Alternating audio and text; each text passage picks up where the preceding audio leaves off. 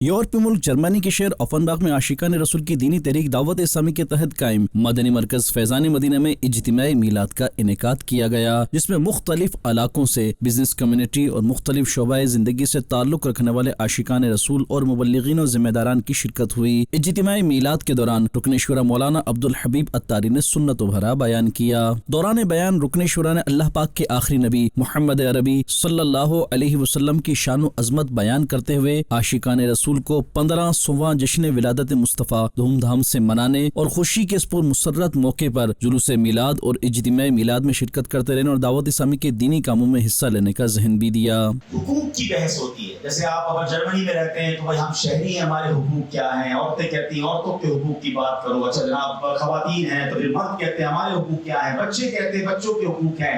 क्या हम ये जानते हैं कि हम उम्मती हैं, हम पर कुछ हुकूक हैं नबी पाक अलैहिस्सलाम के जो हमें पूरा करना चाहिए। प्यारे आका अलैहिस्सलाम जब दुनिया में तशरीफ लाए हमें याद किया, रब्बे हबली उम्मती कहते हुए पैदा हुए, हम गुनाहगारों से प्यार कैसा है।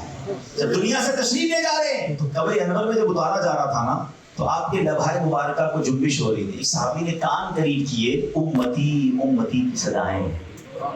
जिसकी भी शफाअत होगी वो ईमान पर जाएगा तो शफाअत होगी ना। जो गैर मुस्लिम है, जो ईमान के बगैर दुनिया से गया, उसकी शफाअत नहीं होगी। कामयाब मुसलमान कौन है? इसका खात्मा ईमान पर। अल्लाह करे ये बात समझ आ जाए और मुझे अपने ईमान की फिक्र हो जाए, बुरी सोहबतों से बचूं, बुरे लोगों से बचूं। इख्तिताम पर सलातो सलाम पढ़ा गया और दुआ का सिलसिला हुआ।